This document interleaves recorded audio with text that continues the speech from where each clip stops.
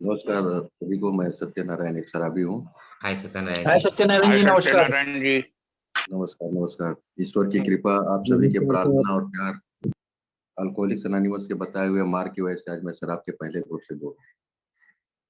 सबसे पहले तो महाकाल की नगरी उज्जैन में ये मीटिंग वहां से आयोजित की जा रही है, तो मैं सादर प्रणाम करता हूँ आप सभी को और इस धरती को भी। मुझे सेवा का मौका दिया, इसलिए आप सभी ग्रुप के साथियों को बहुत बहुत धन्यवाद। दोस्तों, एक एक दिन के हिसाब से इस कार्यक्रम में जो जुड़ने का मौका मिला, उसका आनंद जो मिल रहा है, वो जो मेरे साथी, मेरे फेलो मेंबर जो हैं अल्कोहलिक्स अनोनिमस में, वो सब उठा रहे हैं। और उनके साथ साथ मुझे भी वो आनंद मेरे शरीर में, मेरे परिवार में, मेरे मन में, मैं जहाँ रह रहा हूँ वहाँ पर हर जगह इस चीज़ का जो है ना मुझे अनुभव होता है। और ये विश्वव्यापी जो कार्यक्रम मुझे मिला हुआ है, इसके लिए मैं ईश्वर का आभारी हूँ। क्या मैं इन सब चीज़ों के बारे में जीवन में कभी सोचता था जब स्कूल में पढ़ता था, कॉलेज में पढ़ता था, कि कभी जीवन में ऐसे भी मोड़ आएंगे कि मैं किसी ऐसे नशे के चक्कर में फंस जाऊंगा और उसके लिए मुझे जो है अपने जीवन को दांव पे लगाना पड़ेगा? कभी नहीं सोचा था। लेकिन मेरे जीवन में ये घटनाक्रम घटा और इसका मेन जड़ था शराब। आज यहाँ पर ओपन मीटिंग बताई गई है, फिर भी मैं अपने कुछ एक्सपीरियंस जरूर शेयर करूंगा, जिससे मैं अपने आप को बता पाऊँ कि मैं किस लेवल तक इस शराब की वजह से पहुंच चुका था। और यहाँ आने के बाद पता चला कि ये बीमारी क्या होती है। मैं आपको एक इंसिडेंट सुनाता हूँ कि जब मैं शुरुआत में शराब पीने की कहीं कोई चर्चा होती थी, तो उसको देख के एक प्रकार से मैं समझता था कि ये अलग दुनिया के प्राणी, मेरा इनसे कोई वास्ता नहीं।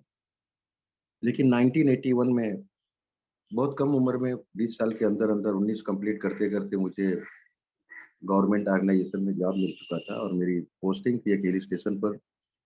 और वहीं पर नवंबर महीने में पहली बार शराब आई। और उसके बाद मैं कई सालों तक छुपे रुस्तम था। 2 4 6 महीने में कभी एक आध पैक या शराब का आकर्षण है, ऐसा कोई चीज मन में नहीं था। 89 90 के दौर में धीरे धीरे मेरे शराब में बढ़ोतरी होने लगी और 91 92 में चरम सीमा पे पहुंच चुकी।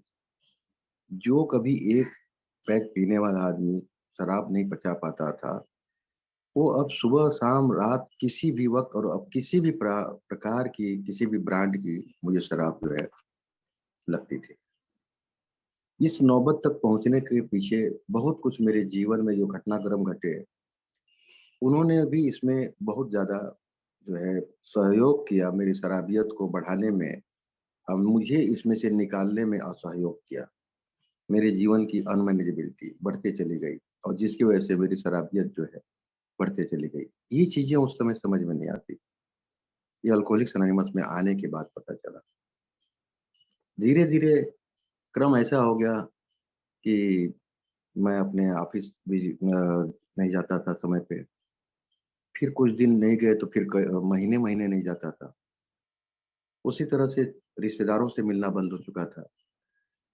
घर से जल्दी सुबह सुबह निकल जाना, रात को घर पे लेट आना। संयुक्त परिवार था, बड़ा घर था, इसलिए लेट आते थे घर पे कि किसी को पता ना चले। और घर से दूर 40 40 50 50 किलोमीटर के डिस्टेंस पे जाके वहां पर शराब का सेवन करना। धीरे धीरे जो आर्थिक जमा पूंजी थी खत्म होने लगी।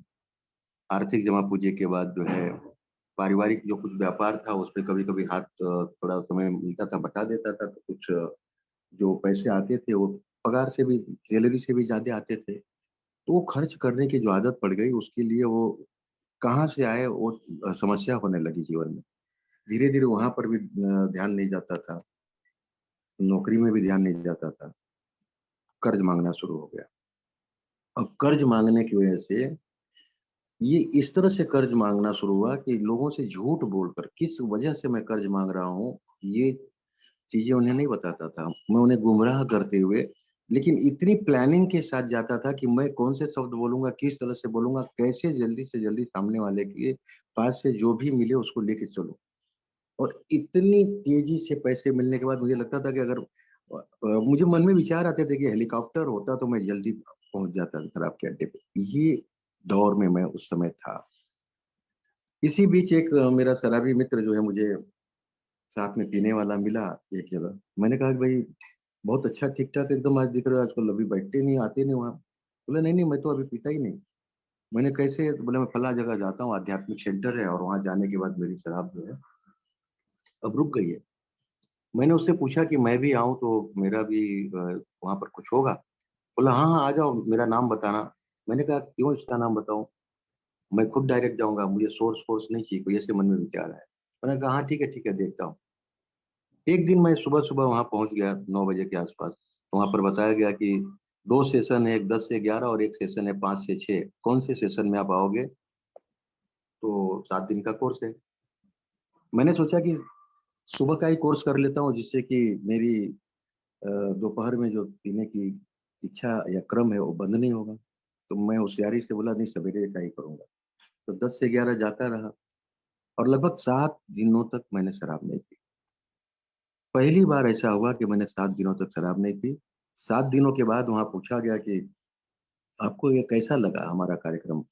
उनके पास एक पुस्तिका थी जिसमें उन्होंने मेरा अभिप्राय लिखवाया। मैंने लिखा कि दुनिया में बच्चा सज्ञान हो जाए और ऐसी जगहों पे लाया जाए तो हो सकता है कि जीवन में जो कुछ भी हम देखते हैं, चोरी, बेईमानी या हत्या, इस लेवल तक पहुंचने वाली जो घटनाएं होती है शायद कम हो जाए या ना हो।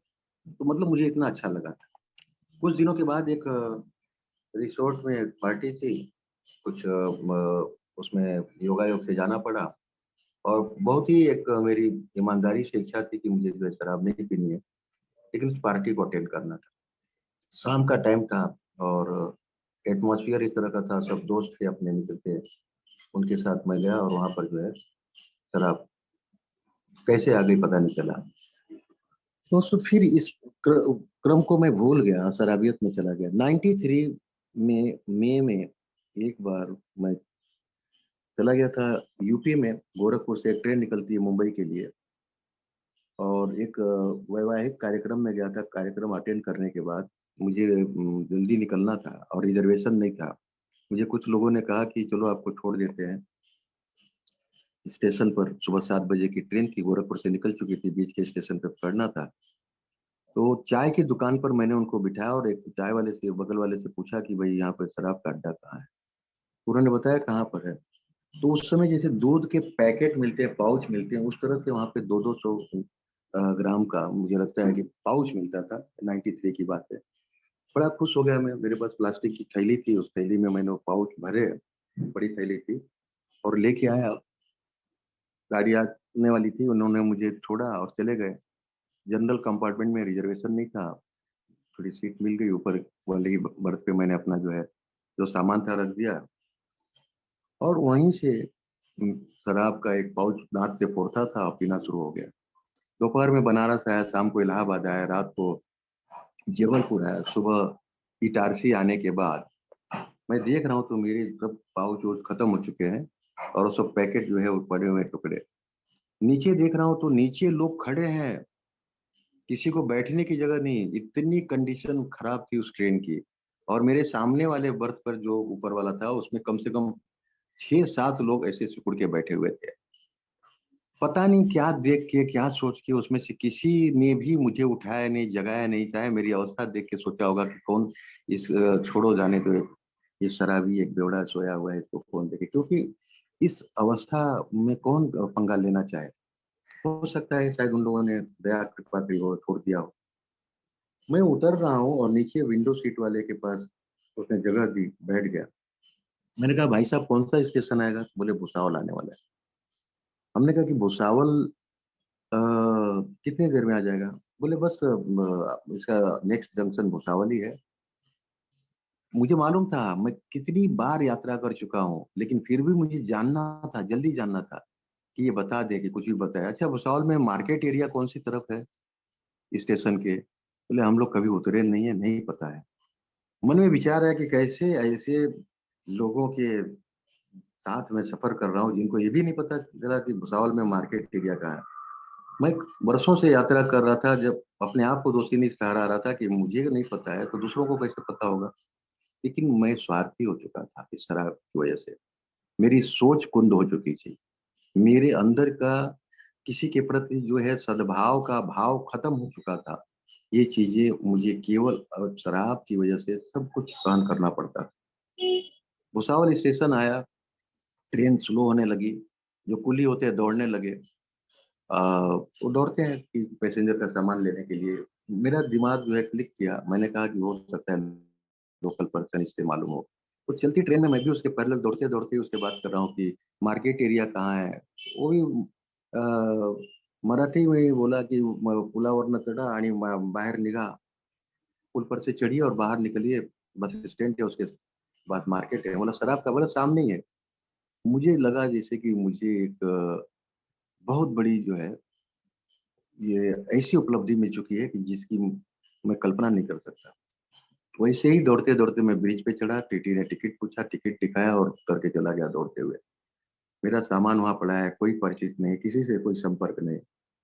शराब की डिमांड की शराब मिला और खड़े खड़े ही बर्फ का टुकड़ा लिया, गिलास में नीचे जाने के पहले ही मैंने शराब पी और पी। उसके बाद खड़े खड़े पी रहा हूँ, पार्सल लेके वहां से दौड़ते दौड़ते आ रहा हूँ कि ट्रेन चली मत जाए। उस समय आधे आधे घंटे बड़े जंक्शनों पर इटारसी हो चाहे भुसावल हो, गाड़ियां रुकी।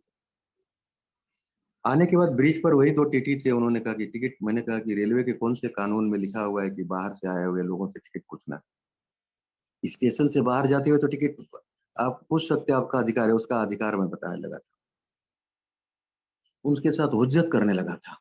तो वो लोग बोले नहीं, तुम्हारे जैसे बहुत से ऐसे लोग आते हैं जो एक टिकट दिखा के बाहर जाते हैं और काउंटर से प्लेटफॉर्म टिकट लेके आते हैं, और जो ट्रेन से उतरे हुए लोग हैं उनको प्लेटफॉर्म टिकट दिखा के बाहर लेके जाते हैं। ये नया अध्याय मुझे वहां पता चला। मैंने कहा ऐसा कुछ नहीं है। मैं देखो शराब पीने गया था, ये देखो मेरे पास पार्सल है, और ये देखो मेरे पास परमिट है। उस समय महाराष्ट्र का मेरे पास परमिट था। मेरे एक एक्साइज में आप मित्र थे, अधिकारी थे, एक दिन ऐसे बातचीत करते करते उनके ऑफिस चला गया। तो मैंने कहा कि आप लोग का काम क्या है। बोले जो भी परमिट रूम है, जहाँ पर भी हमारी परमिट लेके कोई शराब पीता है तो हम उस पर कोई ऑब्जेक्शन नहीं लेते। कोई भी परमिट रूम बिना परमिट के अगर शराब देता है, अगर वो भी पकड़ा जाएगा तो हम उस पर कार्रवाई करते हैं। ये पहली बार मुझे पता चला। तो मैं बोला मैं भी जाता हूँ कभी कभी। उसे नहीं बताया मैं पीता हूँ। तो बोला बनवा के रख लो ना। तुरंत उसने अपने डीलिंग असिस्टेंट को बुलवा के बनाया, ठप्पा मारा, दे दिया मुझे। तो मुझे एक प्रकार से ऐसे लगा कि जैसे मुझे बहुत बड़ा कोई जो है एक परमिट मिल गया है। मतलब मुझे खुशी हुई, शराब का परमिट लेना मेरे जीवन की उपलब्धि महसूस हुई थी उस समय। और ये उपलब्धि मैं इनको दिखा रहा था कि देखो मेरे पास शराब की परमिट है। उन्होंने कहा कि भाई रेलवे प्रोमाइसिस में शराब पीना गुनाह है। एक ने बोला इनको जीआरपी को दे दो। अब ये सब हुज्जत होते होते धीरे धीरे फिर मैंने अभी अपना परिचय बताया कि भाई देखो बेटी जो आप बता रहे ऐसा कुछ नहीं, मेरा सामान पड़ा हुआ है और मैं इसी काम के लिए गया था। फिर उन्होंने सच्चाई समझी और उसके बाद कहा कि ठीक है जाओ। गाड़ी अब चले की तब चले की अवस्था में थी, गार्ड की विसिल बज रही थी, ग्रीन सी उनका जो है झंडी दिखा रहे थे। मैं बेखबर कि मेरा सामान पड़ा हुआ है, अनजान लोगों के साथ मैं जा रहा हूँ, और मैं चला गया, ट्रेन पकड़ा आया। ये बीमारी इस तरह की है दोस्तों कि 8 घंटे भुसावल से मुंबई का डिस्टेंस है, मैं 8 घंटे भी शराब से दूर नहीं रह सकता था। ये इस तरह की खतरनाक बीमारी में मैं फंसा था। फिर भी मैं बीमार हूँ, ये मैं मानने को तैयार नहीं था। ये अल्कोहलिक्स अनोनिमस में आने के बाद में जो धीरे धीरे इन सब चीजों पे जब मैंने अपना देखना शुरू किया, स्टेप्स लेने शुरू किए, तब मुझे पता चला था दोस्तों 8 घंटे भी जो आदमी शराब से दूर न रह सके, वो आज ये 15 सितंबर 1994 से आज के दिन तक इस अल्कोहलिक्स अनोनिमस की वजह से पहले ग्रुप से दूर हूँ। मैं इन कार्यक्रम की वजह से, रिकवरी कार्यक्रम की वजह से आज मैं एक सुपारी के टुकड़े से भी दूर हूँ। अपने आप को एक दिन के हिसाब से मैंने इस चीज को कोशिश की। इसके साथ साथ और भी जो चीजें थी उस पर भी एक एक दिन के हिसाब से, ये जो मास्टर की मुझे मिली, one day at a time, आज का दिन, महत्व का दिन, मुझे जो कुछ भी अपने जीवन में अच्छी चीजें करनी है उसको आज ही क्यों नहीं शुरू करूँ, कल पे क्यों ढकेलूं। ये बड़ा सीधा साधा जो है यहाँ का कार्यक्रम मिला। कुछ ही दिनों के बाद मुझे जो है एक पान की दुकान पर एक मित्र मिला, दोपहर का समय था, वहाँ पीने की तैयारी में था। बड़ा खुश हुआ, मोटरसाइकिल से वो आया था, रुका था, मोटरसाइकिल की चाबी लेके उँगलियों में घुमा रहा था। मैंने कहा कि चलो थोड़ा 2-2 पैग मारते हैं। उसने कहा नहीं, नहीं, मैं शराब नहीं पीता। बात करते-करते मैंने उसके हाथ से चाबी ली। उस चाबी में जो टोकन था, उसमें लिखा था, think before you drink, the time to call your sponsor is before not after. बाकी के शब्द तो उस समय कुछ दिमाग में नहीं आए, लेकिन थिंक बिफोर यू ड्रिंक मुझे हथौड़े जैसे लगने लगा। मैंने कहा ये क्या है? कहा बड़े अच्छे लोग हैं, अल्कोहलिक्स अनोनिमस जो है फेलोशिप है, वहाँ मीटिंग चलती है, मैं जाता हूँ, 2 साल हो गया, मुझे नया जीवन मिला है। बिना शराब के 2 साल हुआ, इसलिए मुझे ये टोकन मिला है वहाँ से। और बड़े अच्छे लोग हैं, बड़ी मदद किया उन लोगों ने। मैंने कहा एक साथ हम लोग हाईवे पे, नेशनल हाईवे पे मोटर बाइक में रात को 3-3 4-4 बजे तक शराब पीना और धमाल करना, और ये 2 साल से शराब नहीं पी रहा है। मुझे थोड़ा आश्चर्य हुआ। मैंने उससे पहला प्रश्न किया कि क्या तुम्हारे साथ मैं आऊँगा तो मेरी शराब कम हो सकती है क्या? शराब बंद हो पाएगी, ये तो मेरे डिक्शनरी से निकल चुका था। ये पहला सवाल आया कि मैं क्या तुम्हारे साथ आऊँगा, शराब कम होगी? उस दिन मैंने दोपहर की शराब नहीं पी, शाम को अल्कोहलिक्स अनोनिमस की मीटिंग करने का मौका मिला। उसके बाद दूसरे दिन भी एक मीटिंग करने का मौका मिला, मैं जा रहा था, उस क्षेत्र में मीटिंग्स थी, और 2 मीटिंग के बाद मुझे समझ में आ गया था कि मैं अल्कोहलिक्स अनोनिमस समझ गया हूँ। ये लोग केवल यही बोलते हैं कि आज के दिन शराब नहीं पीना है। मेरे जैसे न्यू कमर को यहाँ का कुछ भी समझ में नहीं आया था।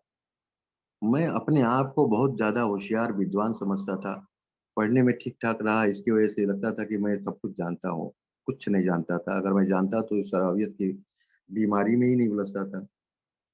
दोस्तों, उसकी कुछ दिनों तक मैं ठीक रहा, लेकिन फिर वापस शराब शुरू हुई।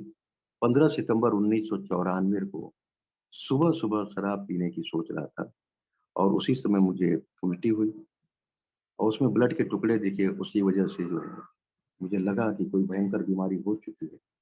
अब क्या? अब शराब कौन देखता है? शराब कौन पीता है?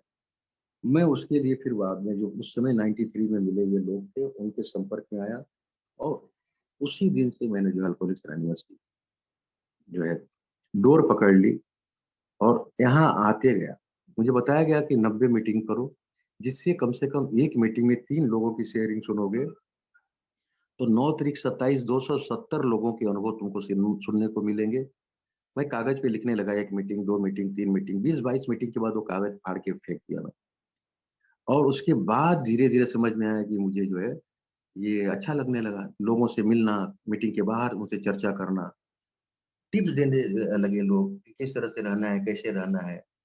दोस्तों, ये एक जो कहा जाता है कि मानसिक, शारीरिक और आध्यात्मिक बीमारी है, यहाँ बताया गया कि मेरा मानसिक आकर्षण ही जो था कि भुसावल स्टेशन पे मुझे जो है पागलों की तरह से दौड़ा रहा था, शराब ले लो, शराब ले लो। उस मानसिक आकर्षण को मैं नहीं कंट्रोल कर सकता। और शारीरिक जो है एक प्रकार का इस तरह का मेरे अंदर कुछ घटनाक्रम हो चुका था कि एक सिप पीने के बाद मुझे मेरा कोटा पीना पड़ता है। वहाँ पर मैं अड्डे पे जाने के बाद भी लोग जो कुछ भी ज़्यादा से ज़्यादा पी सका पिया, उसके बाद में भी मेरा कोटा कम ना पड़े, मैंने पार्सल लिया कि 8 घंटे मैं कैसे बिताऊँगा। ये मेरे शरीर की विकृति हो चुकी थी। आध्यात्मिक अधोपतन यही था कि जहाँ पे एक सामने की सीट पे 6-6 7-7 लोग बैठे हुए हैं, और एक सीट पे मैं एक जो है अकेले उस सीट को रात भर कवर करके, दिन भर रात भर कवर करके आ रहा हूँ। मेरे अंदर अगर शराब नहीं पीता तो शायद मेरी मेरी भावना ऐसी नहीं थी। मैं सामाजिक प्राणी था, मैं लोगों से मिलता-जुलता था। मेरे अगल-बगल के लोगों के नज़र में एक बहुत सीधा-साधा सज्जन लड़के के रूप में मेरे पड़ोस के लोग देखते थे।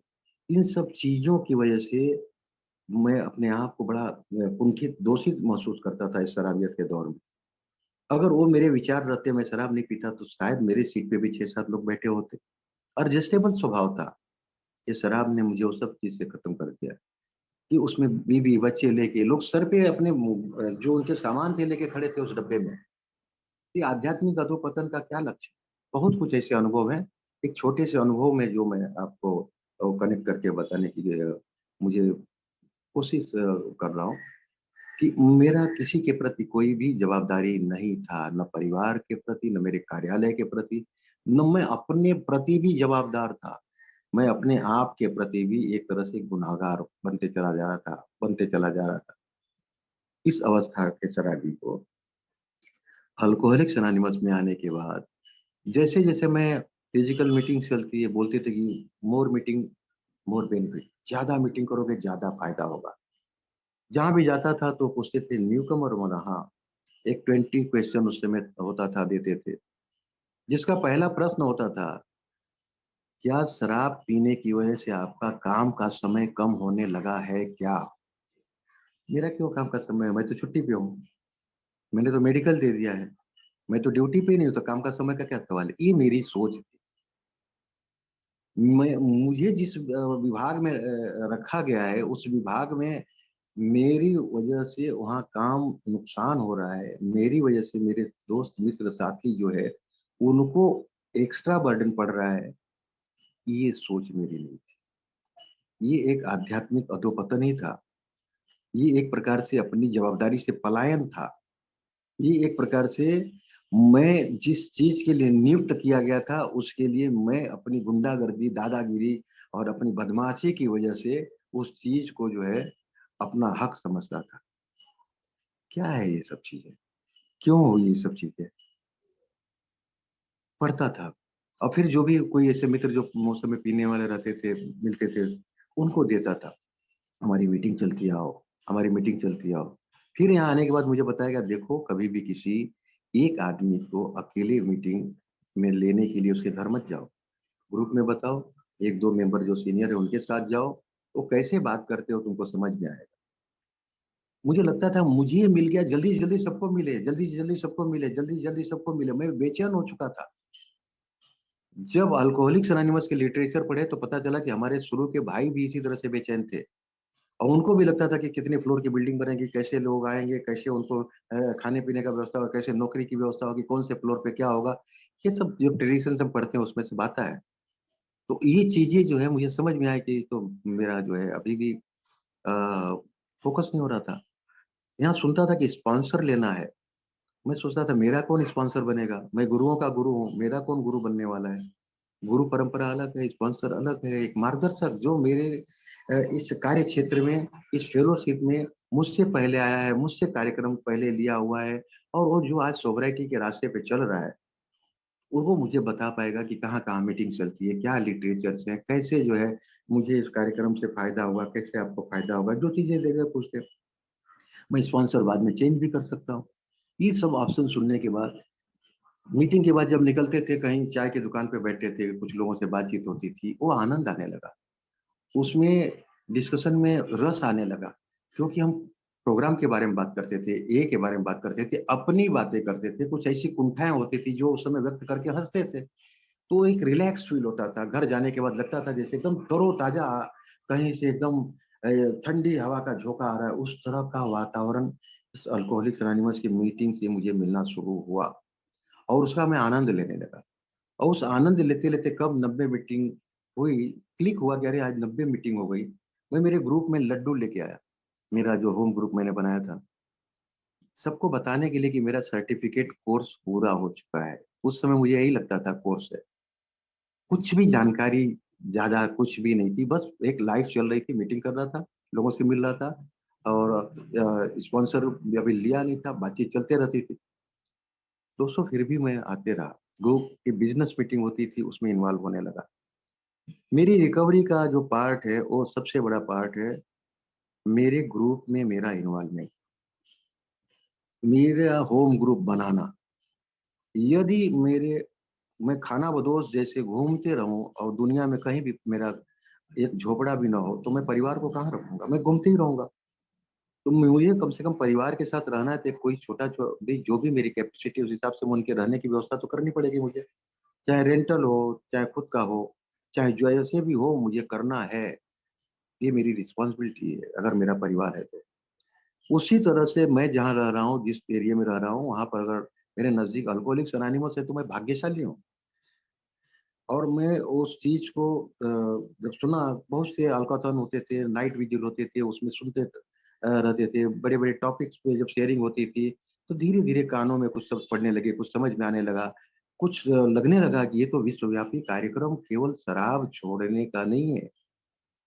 हमारा एक ही चीज है कि शराब छोड़ने के लिए क्या करना पड़ेगा, कौन सी दवा लेनी पड़ेगी, किसके पास जाना पड़ेगा? कुछ नहीं, सिंपल। हमारे लिविंग सोबर में दिया हुआ है कि शराब से मुक्त होना है, तो एक ही उपाय है, शराब न पीना। हमारी प्रस्तावना बोलती है कि शराब छोड़ने की एकमेव इच्छा जो है वो यहाँ पर आ सकता है, और वो यहाँ का सभासद हो गया, वो यहाँ का मेंबर हो गया। कोई मेंबरशिप की फीस उससे नहीं ली जाएगी, केवल उसकी इच्छा होनी चाहिए कि मुझे इससे निकलना है। जब तक मेरे जैसे शराबी की इच्छा नहीं होगी कि मुझे शराब को रोकना है, अब इससे बाहर निकलना है, तब तक दुनिया की कोई ताकत मुझे मदद नहीं कर सकती। ये मैं अपने एक्सपीरियंस से बता रहा हूँ। क्या मुझे लोगों ने नहीं समझाया था? बहुतों ने समझाया था। और समझाने वाले वहां से समझा रहे हैं, और मैं अपने अंदर से अनगिनत गालियां मन में देता था उनको। वो समझ रहे कि ये सुन रहा है, देखो इसके दिमाग में असर पड़ रहा है, लेकिन मैं अंदर से गालियां बकता था उनको। मुंह पे तो नहीं बक सकता था। ये अवस्था में था, क्योंकि उनके सब सुनते ही नहीं थे ना। मेरे मन, मेरे कान, मेरे दिमाग में वो चीजें जाती नहीं थी, क्योंकि वो पहला शख्स नहीं था, वो पहला व्यक्ति नहीं था।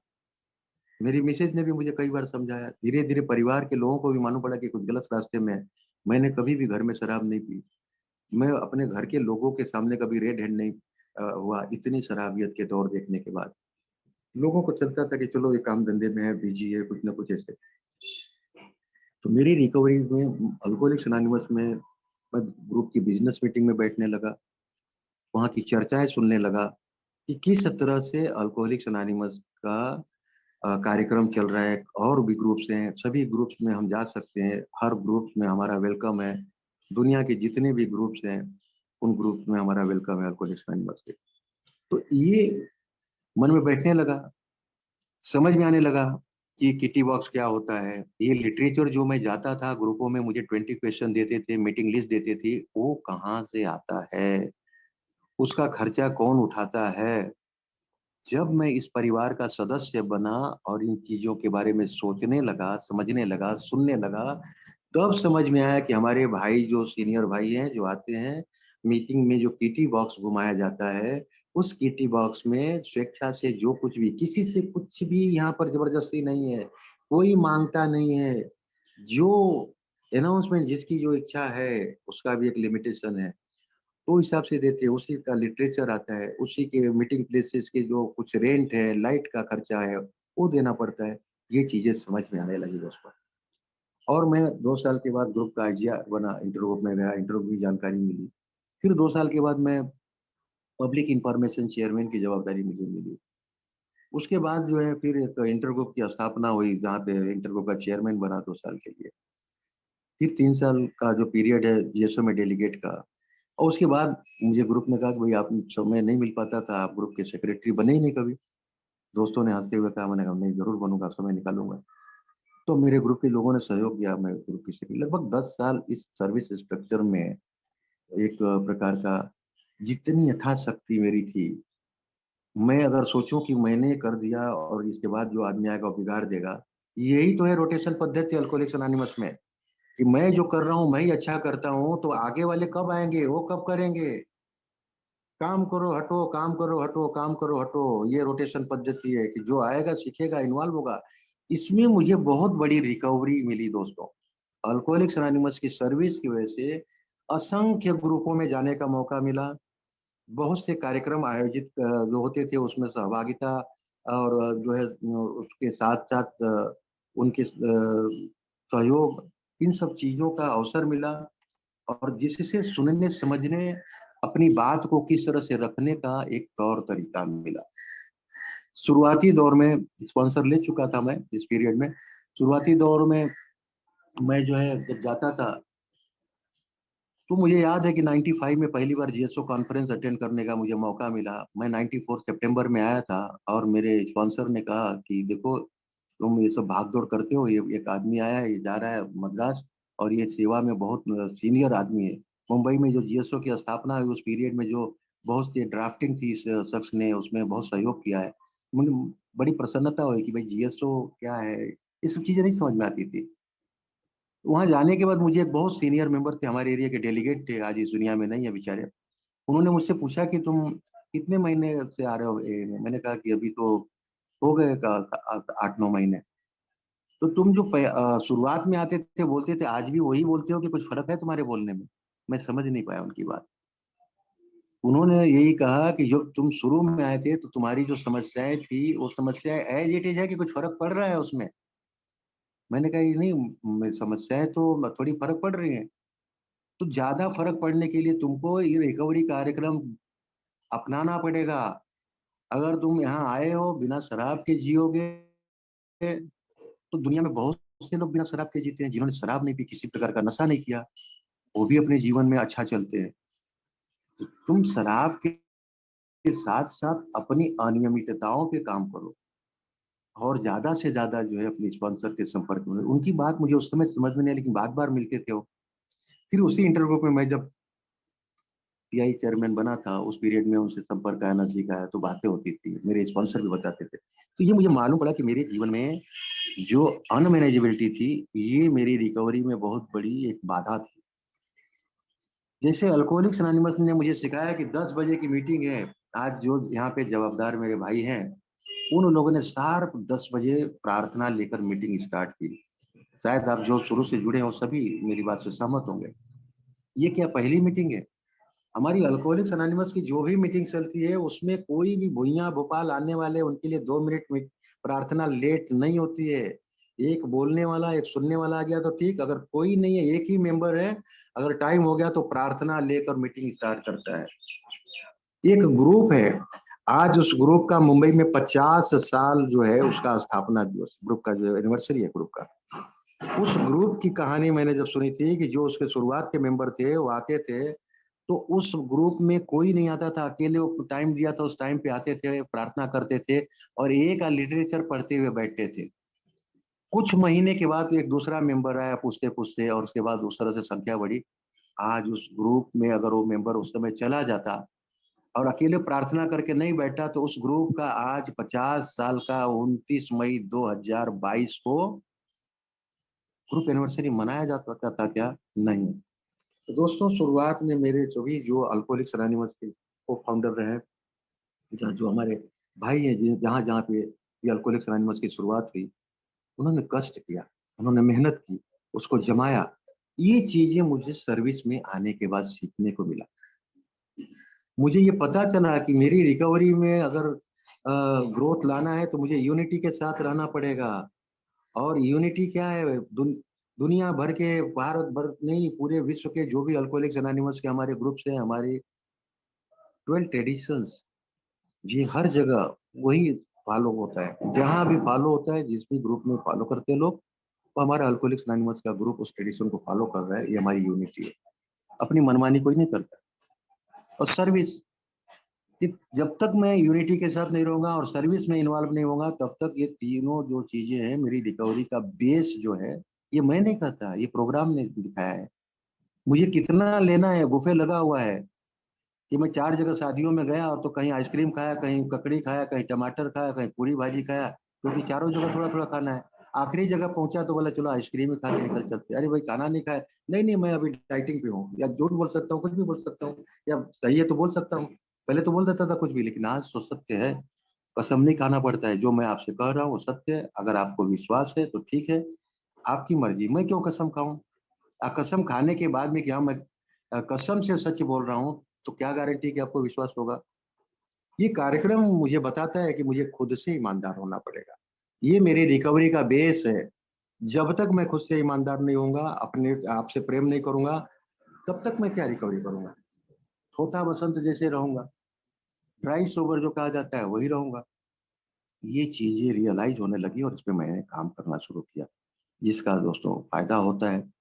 और इस रिकवरी के साथ साथ मैंने देखा कि आध्यात्मिक जागृति जो है, आप सभी को मालूम है कि यूरोप में जो डॉक्टर कार्ल यूंग थे उस समय के, अपने बहुत बड़े साइकेट्रिस्ट थे, बहुत बड़े धनाढ़ जो है अमेरिका के, जाते थे उनके पास ट्रीटमेंट के लिए। तो रोलैंड उनका नाम था, और कई बार उनके यहाँ गए, भर्ती हुए, आए गए आए गए। लेकिन डॉक्टर कार्ल यूंग ने कहा कि ये इलाज इसका है आध्यात्मिक जागृति है। तो इस शराबियत की जो बीमारी है, इसके इलाज आध्यात्मिक जागृति। तो यहाँ तो हर प्रकार के लोग आते हैं, सभी धर्मों के लोग आते हैं, सभी संप्रदाय को लोग आते हैं। सभी यहाँ पर आए हुए जो लोग हैं हमारे, पुरुष स्त्री सब प्रकार के लोग हैं। आपने देखा होगा कि हमारा जो अभी प्रस्तावना आया हुआ है उसमें लिखा रहता था ये स्त्री और पुरुषों की एक का एक संगठन है। अब उसमें चेंजेस किया है वहां से हमारे जो है जीएसओ न्यूयॉर्क से, कि ये लोगों का संगठन है। अब आप समझ रहे हो कि स्त्री पुरुषों के अलावा भी थर्ड जेंडर है और भी है, तो ये सबके लिए ओपन है। यहाँ पर जो भी कहे कि मुझे शराब से दूर रहना है, उसका स्वागत है। आज ये ओपन मीटिंग है, बहुत से परिवार के लोग भी हैं जिनके परिवारों में समस्या होगी, वो भी इस मीटिंग में उपस्थित होंगे। तो ये एक पारिवारिक बीमारी है। मैं अकेले बीमार था क्या? मैं मेरी परिवार की अ, मेरी पत्नी, मेरे बच्चे, मेरे भाई, मेरी भाभी, मेरे चाचा चाची, जो भी परिवार, मदर फादर तो उससे नहीं थे। तो इस सभी लोगों को इस बीमारी को मैंने बांटा था। मेरे कार्य क्षेत्र में भी इस बीमारी को मैंने बांटा था। जब मन में आए तब ड्यूटी पे जाना, जब मन में आए तो ड्यूटी से छुट्टी ले लेना, मनमानी कामकाज चल रहा था। तो ये बीमारी का ही पार्ट था ना। तो इन पर मुझे काम करना पड़ेगा, तब मेरी रिकवरी जो है बनेगी, तब जाके मैं रिकवरी के कार्यक्रम पे चलूंगा। ये चीजें धीरे धीरे मुझे समझ में आने लगी अल्कोहलिक्स अनोनिमस में, मैं इस पे काम करने लगा। मेरे कार्य क्षेत्र की पंक्चुअलिटी मैंने मेंटेन की। उससे मैंने देखा कि मेरा एक प्रकार का चिड़चिड़ाहट, गुस्सा कम होने लगा। मैं टाइम पे ऑफिस जाने लगा, एकदम शांत लगता था, क्योंकि मैं प्लानिंग करके जाता था। चलो 10 मिनट 5 मिनट पहले जाना है, एक्सेप्ट इमरजेंसी, कभी कोई प्रॉब्लम हो गया तो बात अलग है। ऑफिस के काम के समय के बाद में निकलना, क्योंकि ऑफिस में और भी जवाबदारियां मिलते चली गई, संगठन से जुड़ गया, वहां पे रिस्पॉन्सिबिलिटी मिली, संगठन में बहुत से पदाधिकारियों की नियुक्ति करने का मौका मिला। तो उसमें भी चुन चुन के देखना पड़ता था कि कौन इस जवाबदारी के लिए, बड़े लेवल में काम करने का मौका मिला। जो हमारी कोऑपरेटिव सोसाइटी थी, जहाँ फाइनेंशियल डीलिंग होती थी, वहां पर मैं जाके झगड़ा करता था कि मुझे लोन चाहिए। लोन उठा चुका था और लोन भर रहा नहीं था। और ढूंढते थे कि भाई आप कहाँ हो। और फिर मैं वहां जाके झगड़ा करता था कि ताला लगा दूंगा, बंद करवा दूंगा, मेरी मेंबरशिप कट करो। बोले मेंबरशिप कैसे कट करेंगे, आपने कर्जा लिया, भरा ही नहीं। तो इस अवस्था का एक नकारात्मक सोच का मेरा जो है पूरा वातावरण बन चुका था। उसी संस्था में 10 साल में संचालक रहा, अल्कोहलिक्स अनोनिमस की कार्यक्रम की बदौलत, यहाँ के रिकवरी प्रोग्राम की बदौलत, यहाँ मिले हुए टिप्स की बदौलत, और उस चीज को मैंने प्रैक्टिकल में अपने जीवन में लाया और किया, तब जाके मुझे ये चीज का जो है लाभ मिला। अगर मैं केवल सुनता चला जाता और लोगों के बारे में कमेंट्स करता, तो शायद मेरे जीवन में कभी भी तरक्की नहीं होती।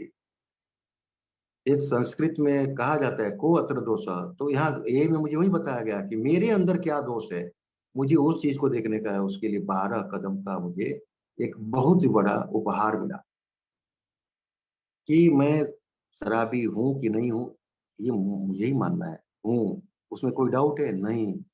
अब आगे क्या, तो मेरा जीवन अस्त व्यस्त है, तो उन अस्त व्यस्तताओं में पारिवारिक अस्ताव्यस्तता, आर्थिक अस्ताव्यस्तता, शारीरिक अस्ताव्यस्तता मेरी, मानसिक अस्ताव्यस्तता मेरी, आध्यात्मिक अस्ताव्यस्तता मेरी, कार्य क्षेत्र में अस्ताव्यस्तता, ये पूरी अस्ताव्यस्तता से मुझे निकलने के लिए एक दिन में नहीं निकल सकता मैं। ये मुझे रियलाइज हुआ।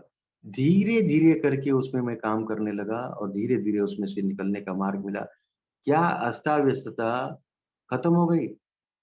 मैंने शुरुआत के दौर में ही, जब खुद के अपने घर में शिफ्ट हुआ, रिकवरी के 1 डेढ़ साल के अंदर ही भगवान ने चांस दिया, उस तरह की अपॉर्चुनिटी मिली और मैं उसमें गया। तो जब चर्चा होती थी मेरे स्पॉन्सर से, मैंने कहा कि देखो मुझे अब सब बहुत खुशी हो रही है, कुछ नहीं चाहिए, मैं एकदम टेंशन फ्री हूँ। तो नो प्रॉब्लम। बड़े तेज हंसे हो। बोले क्यों हंस रहे हो? बोलता है सुन, जिस दिन मन में आ जाए ना कि no problem, there is big problem. बोले क्यों? बोले तो पागल हो गया है। बोले पागल लोगों को कुछ प्रॉब्लम समझ में नहीं आता है ना।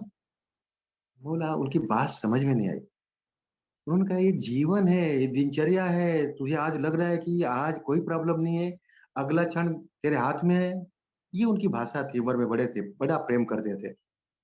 उस समय बड़ा मुझे लगा कि इनको ऐसे क्यों बात करते हैं। लेकिन हम लोग 4-4 5-5 घंटे कभी-कभी बैठे रहते थे। और जब मैं निकलता था कि चलो, बोले रुक एक चाय और पीते हैं। तो इस पीरियड में उस समय वो चाय टॉनिक लगता था। उनकी बातें जो है बहुत देर तक वो मुझे हल्का करते थे, मेरी बातों को सुन के, उनकी बातें सुन के। आज मुझे रियलाइज होता है कि अगर उन्होंने इतने सब समय नहीं दिए होते, तो शायद मैं उस तरह से ये अपने चीज़ों को दिमाग में ही रखता, खोल नहीं पाता। गठरी खुलते गई, धीरे-धीरे उसमें से जो कचरा था बाहर चला गया, कचरा था बाहर चला गया। जो चाहिए वो चीज़ें ये है, ये रखना है। तो न रखना क्या है, नियमितपना मुझे रखना है। मेरे अंदर की ईमानदारी मुझे रखनी है। इसके लिए मुझे जो 12 कदमों का कार्यक्रम दिया गया, उस पे मुझे चलना पड़ा। मुझे रियलाइज़ करना पड़ा। हम देखते हैं, हम डेली रिफ्लेक्शन पढ़ते हैं। जनवरी से लेके 1 जनवरी से 31 दिसंबर तक है। लगभग आप देखो तो पहले जनवरी में पहले कदम के बारे में ज़्यादा चर्चा होती है, दूसरे जनवरी फरवरी में दूसरे, मार्च में तीसरे और अप्रैल में चौथे, मई चल रहा है 5वें। तो हर महीने में लगभग जो भी कदम हमारे उन पे ही ज़्यादा से ज़्यादा ऑब्ज़र्व करो आप लोग कि मिलता है डेली रिफ्लेक्शन में। तो ये डेली रिफ्लेक्शन रोज़ मुझे कुछ न कुछ ताकत देता है। मेरी जो भूल गई बहुत सी बातें हैं, जो याद नहीं है उन चीज़ों को भी याद दिलाता है। दोस्तों, सबसे बड़ी चीज़ है कि हमने देखा कि जब ये बिल डब्ल्यू अपनी पहली बार उन्होंने जब शराब पी थी, और नेशनल गार्ड की मिलिट्री में थे और नौकरी में ही उन्होंने पहली बार शराब पी। और उसके बाद जब वो शादी हो गई उनकी, नौकरी छोड़ दी, तो शेयर मार्केट में काम शुरू किया, मोटरसाइकिल पे अपनी वाइफ के साथ जो है मार्केट का सर्वे करने लगे। और सर्वे करते-करते स्टॉक एक्सचेंज में उनके जो है संबंध बढ़ते चले गए, बड़े लोगों के साथ उठना-बैठना हो गया, स्टेटस बढ़ गया और शराब का दौर बढ़ते चला गया। तो ये जो चीज़ें हमारे को-फाउंडर के जीवन में ही उन्होंने अपनी चीज़ें बताई जो हम लोगों को, इसका कारण ये था कि कोई आदमी नहीं जानता है कि वो आगे क्या करेगा। मेरे स्पॉन्सर ने जो मुझे बताया था कि अगला क्षण कैसा आएगा, हमने सुना है कि काल करे सो आज कर, अ, जो है कल का जो काम है आज करना है और आज का अब करना है। पल में प्रलय होएगा, बहुरी करेगा गप। इस एक क्षण में प्रलय हो सकता है। इस विश्व ने इस तरह से चीजें बना ली हैं। हम आप सब टीवी मीडिया माध्यम के द्वारा, नेट के माध्यम के द्वारा, पेपर के माध्यम के द्वारा देख रहे हैं, सुन रहे हैं। पता नहीं कब कौन सा सिरफिरा क्या कर दे, ईश्वर न करे ऐसा हो। तो मैं किस क्षण के बारे में कर रहा हूँ कि मैं टेंशन फ्री। मुझे जब जीवन मिला है तो मुझे सचेत रहना है, मेरी दिनचर्या का नियोजन मुझे करना है, तो मैं टेंशन को धीरे-धीरे अपने आप को दूर कर पाता हूँ। मैं एक नियोजित कार्यक्रम के हिसाब से चलता हूँ, फिर भी अनियोजित कोई ऐसा कार्यक्रम, अनियोजित कोई ऐसी बात, अनियोजित कोई ऐसा टेलीफ़ोन कॉल, अनियोजित कोई ऐसी समस्या मेरे जीवन में आती है। शायद कोई कहे कि नहीं आती है तो उसका प्रॉब्लम होगा, लेकिन आती है। लेकिन मैं डेली अपने इस कार्यक्रम की वजह से अपने आप को मेंटेन करता हूँ कि ईश्वर ने आज का दिन दिया है, आज सनराइज़ दिया है, सनसेट में भी होगा, तो मुझे मेरी दिनचर्या रखनी है। मैं जो अस्त-व्यस्त जीवन जीता था, रात को कभी भी आना, कभी भी जाना, उस चीज़ों को मैंने कंट्रोल किया। एक रात को इतने बजे के बाद किसके कॉल आएँगे, नहीं आएँगे, इस चीज़ों पे मैंने निर्णय लिया और बहुत साल से मैंने जो है अनवांटेड कॉल्स जो है वो रात को नहीं आते मेरे पास। बहुत इमरजेंसी फैमिली मेंबर या कोई क्लोज़ फ्रेंड है, अगर उनके कॉल है, तो ठीक है 9 बजे के अंदर। 9 बजे के बाद किसी के कॉल नहीं। क्योंकि अगर मैं टाइम पे भोजन नहीं करूँगा, टाइम पे सोऊँगा नहीं, टाइम पे उठूँगा नहीं, मेरे दैनंदिन जीवन पे, मेरे शरीर पे अगर मैं ध्यान नहीं दूँगा, वही लापरवाही भरा जीवन कि रात को 2-2 बजे तक मैं टीवी देखते रहूँ और उसके बाद जो है सवेरे 10 बजे सो के उठूँ। तो ये तो अनमैनेजेबल जीवन मैं पहले भी जीता था, आज भी जीता हूँ, तो ए में आने के बाद मेरे में परिवर्तन क्या हुआ? ये चीज़ें शुरुआती दौर में धीरे-धीरे नहीं समझ में आती थी, लेकिन रियलाइज़ होने लगा। जब शराब छोड़ने के बाद अकेलापन लगता था शुरुआत में, तो क्या लगता था? टीवी देखते रहो, कोई भी सीरियल देखते रहो। लेकिन मीटिंग का आकर्षण होता था, क्योंकि मीटिंग में जाने के बाद मीटिंग के बाहर भी लोगों से मैं मिलता था, तो वो आकर्षण मुझे बढ़ने लगा और उसकी तरफ जैसे-जैसे मैं बढ़ने लगा, एक ही सर्विस में आने लगा, इसलिए मैंने कहा कि एक ही सर्विस की वजह से मेरी रिकवरी में बहुत बड़ा एक मील का पत्थर मुझे दिखाई देता है, जिसका मुझे लाभ मिल रहा है दोस्तों। बहुत कुछ बोलना है, बहुत कुछ आगे ये बातें करनी है, लेकिन समय का भी अभाव है और जो ड्यू रिस्पेक्ट हमारे चेयरपर्सन है उनको बताना पड़ता है, लेकिन फिर भी मैं 2 मिनट में कंक्लूड करूंगा। दोस्तों, ये न्यू कमर जो भी कोई भाई आया, सीधी बात है कि मुझे अब ये फंसना नहीं है कि मुर्गी पहले कि अंडा पहले, शराब अच्छी की बुरी है, मुझे क्या लेना देना है, मेरी लिखी है, बस मुझे डिसाइड करना है। जब तक मैं इसमें कोई काम नहीं करूंगा तब तक मैं आगे नहीं बढ़ सकता। दोस्तों, जो भी नए भाई हो, मैं उनसे रिक्वेस्ट करूंगा कि जिसने भी आपको ये संदेश दिया है उसका कम्युनिकेशन मत तोड़ना, उसका हाथ मत छोड़ना, उसके साथ जुड़े रहना। हो सकता है ईश्वर के मार्फत आपको ये संदेश मिला हो, उसके संपर्क में रहना, वो आपका शुभचिंतक है। आने वाले दिनों में कार्यक्रम में जब आप आओगे तो आपको पता चलेगा कि कौन इसको स्पॉन्सर लेना है, क्या करना है, लेकिन वो इनिशियल जो भी जानकारी मिली है जिसके साथ, उससे संपर्क में रहो, जो आपको मदद कर सकता है। ये चीजें मैं इसलिए बता रहा हूँ कि न्यू कमर के लिए है और ज्यादा से ज्यादा लोगों तक इसके लिए। दोस्तों, एक ही मीटिंग में यही कहूंगा, रिक्वेस्ट करूंगा न्यू कमर को कि जैसे मैं शुरुआत में आता था तो यहाँ पे जो प्रार्थना होती है, प्रस्तावना पढ़ा जाता है, 12 कदम पढ़े जाते हैं, 12 ट्रेडिशंस पढ़े जाते हैं, ये सुनता था। धीरे धीरे उसमें से कुछ शब्द कान में पड़ने लगे। तो हमारा कार्यक्रम क्या होता है कि नहीं, अभी तो 15 मिनट पढ़ रहे होंगे, उसके बाद मैं जाऊं, ये मन में विचार आते थे। लेकिन मेरे स्पॉन्सर ने कहा था नहीं, दो प्रार्थना के बीच की मीटिंग वही अल्कोहलिक्स एनोनिमस की मीटिंग है। पहली प्रार्थना, आखिरी प्रार्थना, ये दो प्रार्थना के बीच में अल्कोहलिक्स एनोनिमस की मीटिंग है। यहाँ कोई हिसाब किताब नहीं होता, यहाँ कोई दुनियादारी दूसरे की नहीं होती, किसी का विश्लेषण नहीं होता है। मुझे मेरा खुद का विश्लेषण, मेरे खुद की एक्सपीरियंस मुझे शेयर करने हैं। हाँ, अल्कोहलिक्स एनोनिमस में शराबियत से निजात पाने का जो मार्ग अल्कोहलिक्स एनोनिमस ने दिखाया है, उसमें किसी को प्रश्न हो, कोई अगर किसी को पूछना हो तो जरूर पूछ सकता है मीटिंग के बाद, चेयरमैन से परमिशन लेके, तो उसमें मार्ग मिलता है। दोस्तों, ये छोटी छोटी चीजें थी वो मैं बताना चाहता था। 12 कदम जो है समझ में आते हैं, परंपराएं समझ में आती है, हमारा लिटरेचर क्या क्या समझ में आता है, मीटिंग क्या होती है, स्पॉन्सर क्या होता है, क्यों लेना चाहिए, ये पूरा का पूरा कार्यक्रम जैसे मुझे मिला वैसे आपके लिए भी उपलब्ध है। जैसे मैंने कहा, बुफे डिनर लगा हुआ है, बुफे लंच लगा हुआ है। मैं कौन से समय मीटिंग कर रहा हूँ, लंच टाइम में हूँ कि डिनर टाइम में हूँ, वो मुझे डिसाइड करना है कि मुझे क्या करना है। रेगुलर मीटिंग मुझे बताया गया, मैंने किया। घर परिवार की तरफ ध्यान देना पड़ेगा, सबको सम्मान देना पड़ेगा। परिवार के लोगों का मैंने जो सम्मान खो दिया था, अपमान किया था, उस चीज को मुझे नियंत्रित करना पड़ा।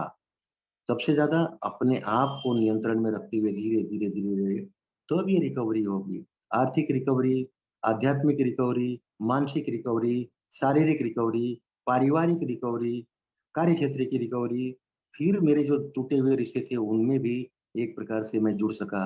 ये सब रिकवरी एक प्रोसेस है, ये मुझे कार्यक्रम बताता है। मुझे रोज इस पे काम करना है, रोज इस पे चलना है। ये बीमारी मुझे बताती है कि जीवन में अगर शराबीपन, दोस्तों, ठीक न होने वाली जानलेवा बीमारी, मुझे ये याद रखना है कि ये ठीक न होने वाली जानलेवा बीमारी का मैं एक बीमार इंसान हूँ। मेरा एक ही काम है, आज के दिन सबसे पहले शराब के पहले घूंट से बचना और अपनी दिनचर्या को नियंत्रित करते हुए ईश्वर का साथ लेते हुए कार्यक्रम के साथ आगे बढ़ना। आप सभी ने सुना, बहुत बहुत धन्यवाद आप सभी का। Thank you very much.